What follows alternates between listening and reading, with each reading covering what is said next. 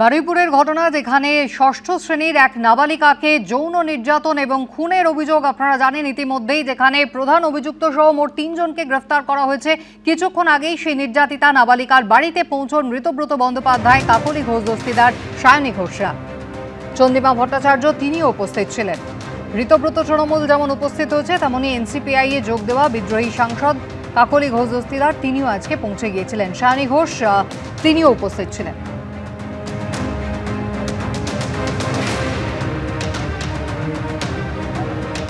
নিন্দা জানাচ্ছি, দাবি জানাচ্ছি যে এই যে নির্মম হত্যাকাণ্ড যারা করেছে তাদের আমরা সর্বোচ্চ শাস্তি দাবি করছি। একটা অপরাজিতা বিল ছিল, সেই বিলটা যাতে পাশ হয় এবং যাতে নির্মম এই হত্যাকাণ্ডের দোষীদের সঠিক সাজা হয়।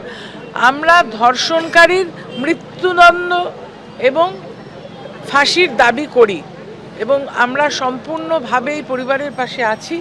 আমরা দেখুন, অনেকে আমাদেরকে এখানে আমাদের মুখ্যমন্ত্রী পাঠিয়েছেন যাতে করে আমরা তাদেরকে পরিবারের পাশে থেকে তাদের যে অন্য সন্তানরা আছে তাদের শিক্ষার ব্যবস্থা এবং তাদের যে পরিবারটা, এই পরিবারকে আমরা পাশে থেকে লড়াইটা আমাদের লড়াই।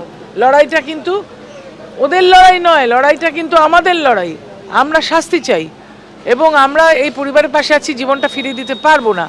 আর কখনো যাতে এইরকম ঘটনা না হয় তার জন্য আমরা সর্বদা যাতে সবাই সজাগ থাকি সমাজে, সেই আমরা আবেদন করব মানুষের কাছে। আর কখনো যাতে এরকম ঘটনা না ঘটে, দৃষ্টান্তমূলক শাস্তির দাবি পরিবারও তুলেছে। তাদের সেই দাবিকে মান্যতা দেওয়া হবে। গতকালই কিন্তু জানিয়েছিলেন মুখ্যমন্ত্রী শুভেন্দু অধিকারী। আজকে বারুইপুরে তিনি যাবেন, তবে আজ সকালে অগ্নিমিত্রা পাল, ফাল্গুনী পাত্র, লকেট চট্টোপাধ্যায় তারা পৌঁছে গিয়েছিলেন বারুইপুরে।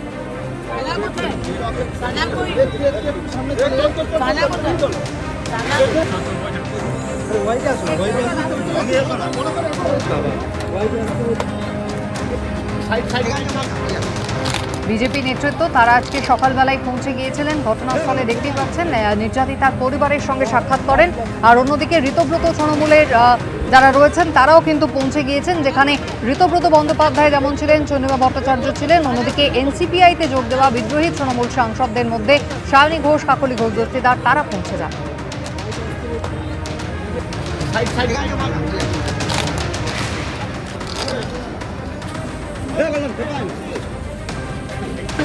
চব্বিশ ঘন্টার মধ্যে যারা অ্যাকিউজ তাদেরকে ধরা হয়েছে, আমরা কাজে দেখিয়েছি। সুতরাং মুখে আমি তোমার পাশে আছি এটা বললে তো হয় না। সুতরাং শুধু উনি নন, সারা গ্রাম আশ্বস্ত। কি বলছেন এই পুরো তদন্তে? বাবা সম্পূর্ণভাবে আমাদের সরকার, মাননীয় মুখ্যমন্ত্রী তার উপর আশ্বস্ত, পুরোপুরি ভরসা রেখেছে। আমাকে বলতে হলো না, উনি নিজেই বললেন এবং সারা গ্রাম ওনার উপর বিশ্বাস রাখছেন। আমরা পাশে দাঁড়াতে এসেছি, মাননীয় মুখ্যমন্ত্রীর প্রতিনিধি হয়ে ওনার পাশে দাঁড়াতে এসেছি। যেরকম আগেও দাঁড়িয়েছি, এখনো দাঁড়াচ্ছি। আমার নিজের 12 বছরের একটা সন্তান আসে, আর যাকে খুন করা হয়েছে ধর্ষণ করে তার 11 বছর বয়স, সে বন্ধুর জন্মদিনে যাচ্ছিল। এটা রাজনীতি করার আমি অন্তত মা হিসেবে আমি করতে পারবো না। কে কি করেছে সে তার বিচার ভগবান করবে। এই সরকারের কঠোর শাস্তি দেবে, কোনো চিন্তা করার নেই। আমরা এখন মায়ের সাথে দেখা করতে যাচ্ছি, এটুকু তারা স্যাটিসফাইড এবং তারা আগামী দিনে এই সরকারের উপর পুরোপুরি ভরসা রাখছে। মুখ্য শাস্তি সবাই এটাই দেখতে চায় পরিবর্তনের বাংলায়। আমরা অভয়া দেখতে চাই না, আমরা দেখতে চাই যারা যারা আছে তারা শাস্তি পাক। অলরেডি 3 জন অ্যারেস্ট হয়েছে, আরো একজন অ্যারেস্ট নিশ্চয়ই হবে। আজকে মুখ্যমন্ত্রী আসছেন, পুরোপুরি এক্সট্রিম শাস্তি হবে, এটুকু বলতে পারি। বিজেপি প্রতিনিধি দল আজ সকালেই পৌঁছে গিয়েছিলেন বারুইপুরে। অন্যদিকে বারুইপুরে আজকে যাবেন মুখ্যমন্ত্রী শুভেন্দু অধিকারী। শনিবারের এই ঘটনা এবং তারপরে দফায় দফায় পরিবারের সঙ্গে ফোনে তার কথা হয়েছে।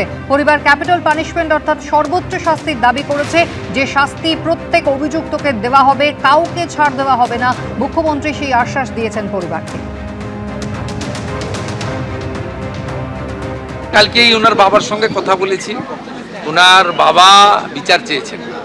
জঘন্যতম ঘটনা, সিট গঠন হয়েছে।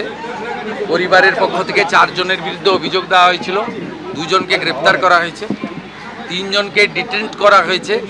পরিবার যেভাবে জাস্টিস চেয়েছেন, পরিবার সরকার এবং পুলিশের কাছ থেকে যে যে সহযোগিতা চেয়েছেন, সেটা তারা পাবেন। যেটা মব লিঞ্চিং হয়েছে এর পিছনে একটা কমিউনাল অ্যাঙ্গেল ছিল।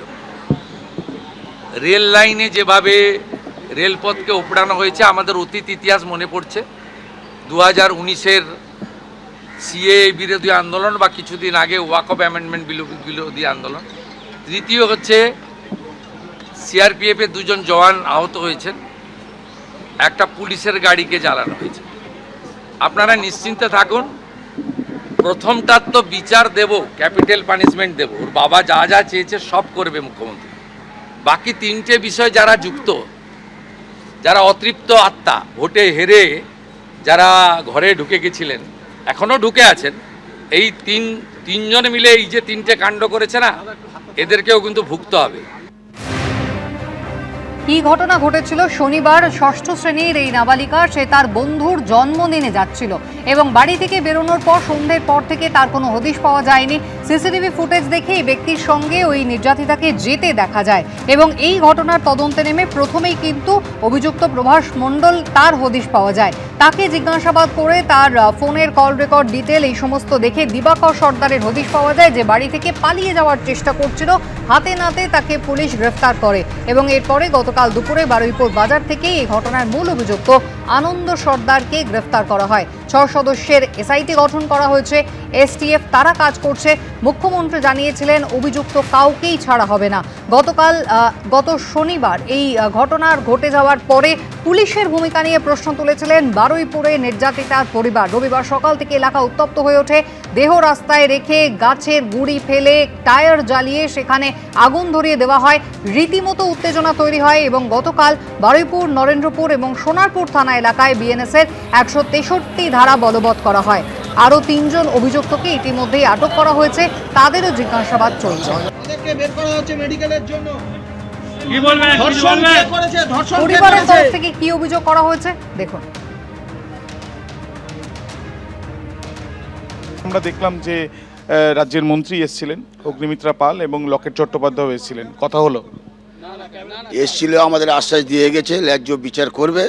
ন্যায্য বিচার ওরা করবে, না করলে তারপরে আমরা দেখব। ওনারা বলেছে আপনারা আমাদের উপরে আশ্বাস রাখুন, আমাদের মুখ্যমন্ত্রী ন্যায্য বিচার করবে। জঘন্যমূলক কাজ করেছে তার জন্য শাস্তি পাবে তারা। আজকে মুখ্যমন্ত্রীরও বারুইপুরে আসার কথা আছে, আপনারা দেখা করতে যাচ্ছেন? দেখা করতে যাওয়ার কথা আছে, এবার বাড়িপুরে আমাদের যেতে বলেছে, সেইভাবে আমাদের রেডি হওয়া হচ্ছে। আপনারা গতকালই পুলিশের যে ভূমিকা সেটা নিয়ে প্রশ্ন তুলেছিলেন। হ্যাঁ, পুলিশ তো এলে, প্রথম থেকে এলে তো হতো না। পুলিশের জন্য আজকের এই যে ভাঙচুর যা হয়েছে, অ্যাকচুয়ালি পুলিশই কোনো পদক্ষেপ নেয়নি। পুলিশ যদি হতো এত কিছু হতো না। পুলিশ আসেনি বলে আজকের পাবলিক উত্তেজিত হয়ে গেছে। আর পুলিশ আসামি ছেড়ে দিল কেন? আসামি তো পুলিশ ধরেনি, পাবলিক ধরে পুলিশের হাতে তুলে দিয়েছে। তাহলে পুলিশ কেন এই আসামিকে ছেড়ে দিল? আসামিকে ছেড়ে দেওয়ার পরে তবে উত্তেজিত হয়েছে। তাও উত্তেজিত হয়েছে, থানা থেকে কোনো অফিসার আসেনি, থানা থেকে অফিসার কোনো ঢোকেনি, অনেক পরে অফিসার ঢুকেছে। এবিপি আনন্দ, এগিয়ে থাকে, এগিয়ে রাখে।